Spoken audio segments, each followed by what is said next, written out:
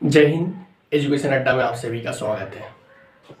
पिछला मैंने लेक्चर 1 के बारे में चर्चा किया था। आज जो मैं चर्चा करूंगा वो लेक्चर 2 के बारे में है ना, जियोलॉजी पेपर से रिलेटेड। यदि आप झारखंड से आईसी कर रहे हैं और इंटरमीडिएट ऑफ साइंस में ऑप्शनल पेपर के रूप में जियोलॉजी रखे हैं तो आपके लिए वीडियो हेल्पफुल होने वाला है। जैसा कि आप सभी को पता होना चाहिए कि मैं जो कोर्स स्टार्ट किया हूँ वो मेनली 2022 को ध्यान में रखते हुए, टारगेट 2022 है ना। तो ये लेक्चर 2 एज ए डेमो के रूप में यूट्यूब पे आएगा। लेकिन यदि आप हमारे ऑनलाइन क्लास से जुड़ना चाहते हैं तो आपको जो क्लास दिया जाएगा वो एप्लीकेशन में दिया जाएगा। इसलिए यदि आपको ऑनलाइन क्लास से जुड़ना है तो आप लोग अभी से इनरोलमेंट करना रजिस्ट्रेशन करना स्टार्ट कर दीजिए, शुरू कर दीजिए। बहुत जल्द आप लोग का ऑनलाइन क्लास स्टार्ट हो जाएगा। तो यदि आप सोचें कि हमें ऑनलाइन क्लास करना है, जियोलॉजी में अच्छे मार्क्स प्राप्त करना है, कंसेप्ट को समझना है कि करके, तो आप हमारे ऑनलाइन क्लास से जरूर जुड़िए। तो जैसे कि बोर्ड पे आप देख पा रहे हैं, इससे पहले लेक्चर 1 में चर्चा किया था कि आखिर जियोलॉजी क्या है, उनके फादर कौन है। आज के लेक्चर 2 में जो चर्चा करेंगे वो सिलेबस में किन ब्रांच को पढ़ना है और मार्क्स का डिस्ट्रीब्यूशन किस प्रकार है, यानी किस ब्रांच में कितने मार्क्स के क्वेश्चन आते हैं, इनके बारे में चर्चा करेंगे। फिर आगे धीरे धीरे इस तरह एक एक करके विस्तार रूप से चर्चा करेंगे। तो जैसा कि आप यहाँ बोर्ड पे देख पा रहे हैं, ये जियोलॉजी सिलेबस टारगेट 2022 स्पेशली 2022 को ध्यान में रखते हुए कोर्स डिजाइन किए हैं। उससे बाहर एक भी सवाल नहीं आएगा, है ना। क्लास आईएससी 12th मैंने अभी बात किया कि इंटरमीडिएट ऑफ साइंस में यदि एडमिशन लिए हैं और आप झारखंड से हैं यानी जैक बोर्ड से है आप, तो आपके लिए हेल्पफुल होने वाला है। और यहाँ मैं लिख दिया हूँ ब्रांच नेम, मतलब आखिर आईएससी क्लास 12th में जियोलॉजी पेपर के अंडर किन ब्रांचों को पढ़ना होगा, यहाँ पर मैं मेंशन कर दिया हूँ, डिटेल्स दे दिया हूँ। और यहाँ मैं लिख दिया हूँ मार्क्स डिस्ट्रीब्यूशन, कि आखिर आपको क्या क्या ब्रांच पढ़ना है और उसमें कितने मार्क्स का सवाल पूछा जाता है, इनका यहाँ डिटेल्स मिलेगा आपको। तो जैसे कि यहाँ देख पा रहे हैं, पहला ब्रांच जो है जियोलॉजी के अंडर पेट्रोलॉजी है, जिसे हिंदी में शैल विज्ञान कहा जाता है। अगर वहीं पेट्रोलॉजी दूसरा ब्रांच की बात करूं तो इकोनॉमिक जियोलॉजी, जिसे हिंदी में आर्थिक भूविज्ञान कहा जाता है। वहीं तीसरे ब्रांच की बात करूं पैलेंटोलॉजी, जिसे जीवाश्म विज्ञान कहा जाता है। वहीं चौथे ब्रांच की बात करूं तो स्ट्रैटिग्राफी, जिसे हिंदी में स्तरित शैल विज्ञान कहा जाता है। अब देखिए कि आखिर इन ब्रांचों में किस प्रकार के किन चीजों का स्टडी होता है, ये यहाँ पर आपको देखने को मिलेगा। तो जैसे कि यहाँ पेट्रोलॉजी शैल विज्ञान, इसमें मुख्य रूप से जो स्टडी होता है वो आपका रॉक्स का होता है, बोले तो चट्टानों का होता है ना। वहीं इकोनॉमिक जियोलॉजी के बारे में बात करूं तो नाम से ही पता चलता है, इनमें जो स्टडी होगा यानी इकोनॉमिक जियोलॉजी में जो अध्ययन किया जाता है वो मेनली मिनरलॉजी का, यानी डिफरेंट टाइप्स के इकोनॉमिकली इंपॉर्टेंट जो मिनरल्स है, इंपॉर्टेंट मिनरल्स है ना, इकोनॉमिकली दृष्टिकोण से इन सारे चीजों का स्टडी होता है, यानी बोले तो खनिजों का अध्ययन होता है इकोनॉमिक जियोलॉजी के अंडर। वहीं अगर तीसरे ब्रांच के बारे में बात करूं जिसका नाम है पैलेंटोलॉजी यानी जीवाश्म विज्ञान, इसमें मुख्य रूप से स्टडी यानी अध्ययन जो किया जाता है, जो स्टडी होता है वो आपका फॉसिल्स का स्टडी होता है। हिंदी में बोला जाए तो जीवाश्मों का या अवशेष का, मतलब आखिर फॉसिल्स किसको कहेंगे। मैंने पिछले कई एक वीडियो में चर्चा किया था कि कोई भी जीव जंतु या पेड़ पौधा है ना, वो डेथ होने के यानी मरने के पश्चात है ना, उनका डेथ बॉडी जब लंबे समय तक किसी भूसतह के अंदर यानी इंटरनल पार्ट ऑफ क्रस्ट में जब लंबे समय तक लॉन्ग टर्म तक वो एज इट इज रह जाता है, तो उसमें वो धीरे धीरे फॉसिल्स का रूप ले लेता है, बोले तो अवशेष का। मैं इनका डिटेल्स आगे चर्चा करूंगा। फिलहाल समझते हैं कि आखिर चौथा ब्रांच यानी स्ट्रैटिग्राफी में क्या पढ़ा जाता है। इसमें इनका स्टडी मुख्य रूप से ब्रांच 1, ब्रांच 2 और ब्रांच 3 का मिक्सअप है, यानी इन तीनों चीजों का मिश्रण इस स्ट्रैटिग्राफी के अंडर हम लोग स्टडी करते हैं, है ना।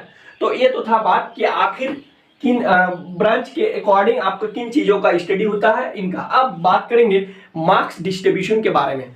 मार्क्स डिस्ट्रीब्यूशन कहने का मतलब कि किन ब्रांच में कितने नंबर के सवाल पूछे जाएंगे, प्रश्न पूछे जाएंगे, है ना।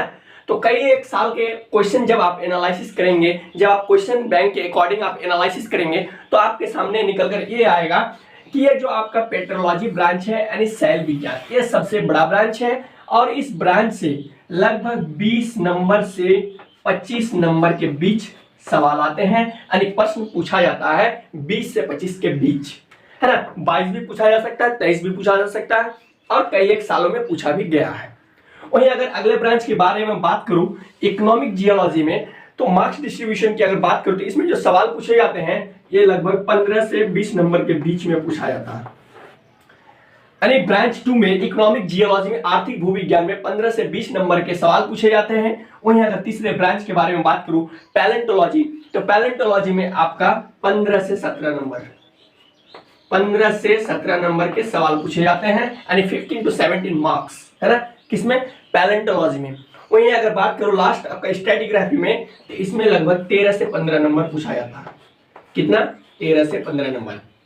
तो अगर आप इनके अकॉर्डिंग आप देख सकते हैं कि पेट्रोलॉजी में सबसे ज्यादा सवाल पूछे जाते हैं 20 से 25 नंबर का, है ना, कितना, 20 से 25 नंबर का। इसका मतलब ये सबसे बड़ा ब्रांच है ना। इसके बाद आपका सेकंड जो ब्रांच है इकोनॉमिक जियोलॉजी, इसमें 15 से 20 मार्क्स, पैलेंटोलॉजी में 15 से 17 और स्ट्रेटिग्राफी में 13 से 15। अब एक बात और समझिए कि मैं आप लोगों को बताया था कि फिजिक्स, केमिस्ट्री, बायोलॉजी की तरह आपका जियोलॉजी में भी 70 मार्क्स थ्योरी पूछा जाता है और 30 नंबर का प्रैक्टिकल। कितना, 30 नंबर का प्रैक्टिकल और 70 नंबर जो है आपका थ्योरी रहता है, थ्योरी पेपर। तो आप देखिए कि 70 नंबर यानी आपका मार्क्स डिस्ट्रीब्यूशन, यानी 70 मार्क्स आपका प्रैक्टिकल हो गया और 30 नंबर, सॉरी 70 मार्क्स थ्योरी हो गया और 30 नंबर प्रैक्टिकल। तो देखिए क्या होता है कि अगर मान लीजिए, देखिए यहाँ 20 और 20 40 क्रॉस जो है ये कीजिए, कैलकुलेशन कीजिए, तो 20 और 20 40, 40 और 15 कितना हो गया, 55, 55 और 15 कितना हो गया आपका, 55 और 15 70 हो गया, है ना। अब इस तरह देखिए 25 और 15 40, 40 और 17 57, 57 और 13 70, है ना। तो कहने कहीं मैंने दिखाया कि मिनिमम एंड मैक्सिमम हो सकता है, इनके बीच में सवाल पूछे जा सकते हैं, प्रश्न पूछे जा सकते हैं, है ना।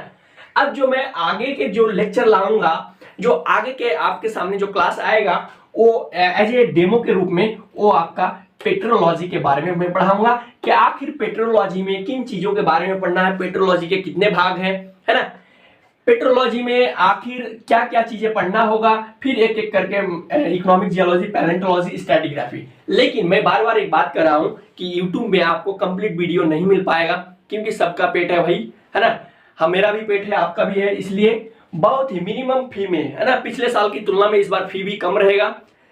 डिस्क्रिप्शन बॉक्स में नंबर दिया हुआ रहेगा, आप वहां से संपर्क कर सकते हैं, पूछ सकते हैं फी के अकॉर्डिंग, क्लास के अकॉर्डिंग, कोई भी जियोलॉजी से रिलेटेड कोई भी सवाल आपके मन में चल रहा हो, चाहे वो ऑनलाइन क्लास में ज्वाइन करने को लेकर हो या फी के अकॉर्डिंग हो, सिलेबस के अकॉर्डिंग ही कोई भी जानकारी हो, तो कमेंट डिस्क्रिप्शन बॉक्स में जो भी नंबर दिया हुआ रहेगा उसमें व्हाट्सएप करके, कॉल करके आप पूछ सकते हैं, है ना।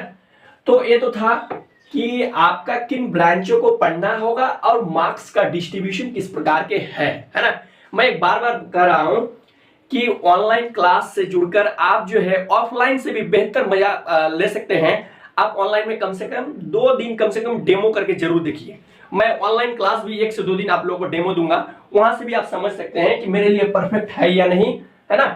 फिर जो है आपको डिसाइड करना है कि आगे का क्लास कंटिन्यूअस रखना है या नहीं, एडमिशन लेना ही नहीं, है ना। लेकिन आप 1 से 2 दिन डेमो क्लास मेरे ऑनलाइन क्लास में जुड़कर जरूर देखें, और YouTube में भी बहुत सारे वीडियोस मिल जाएगा, वहां भी देख सकते हैं, प्लेलिस्ट में भी जाकर जरूर चेक करें, है ना, वहां आपको जियोलॉजी से रिलेटेड मिल जाएंगे। तो मैंने बात क्या किया कि 70 थ्योरी का रहेगा, 30 नंबर प्रैक्टिकल। बाद में किया प्रैक्टिकल में भी आपका जियोलॉजी में कोई भी बुक मार्केट में नहीं आता है और ना ही थ्योरी के लिए कोई बुक आता है ना। लेकिन मैं आपको जो नोट्स प्रोवाइड करूंगा वो एकदम बेहतर तरीके से आपको बनाया हुआ है, समझने में भी आसानी होगा, बाकी तो हम है ही, है ना। ऑनलाइन क्लास में भी देखेंगे, ऑनलाइन क्लास के साथ साथ आपका चैप्टर वाइज टेस्ट चलेगा, प्रैक्टिस सेट चलेगा, है ना। हर तरह से आपको एकदम तैयार करेंगे 2022 के एग्जाम के लिए, है ना। तो इसलिए आप लोग जो है बिना देर किए ऑनलाइन क्लास से जरूर जुड़िए, इनरोल्ड कर लीजिए, रजिस्ट्रेशन कर लीजिए, ताकि ऑनलाइन क्लास जैसे ही स्टार्ट हो तो आप भी उसमें शुरू से लेकर अंत तक रह पाए। तो अब तो था कि इसमें क्या क्या पढ़ना है और मार्क्स का डिस्ट्रीब्यूशन क्या है। नेक्स्ट लेक्चर में मैं चर्चा करूंगा पेट्रोलॉजी के बारे में, पेट्रोलॉजी के बारे में डिटेल से चर्चा करूंगा। तब तक बने रहिए मेरे साथ, धन्यवाद। मिलेंगे नेक्स्ट एपिसोड लेक्चर 3 में।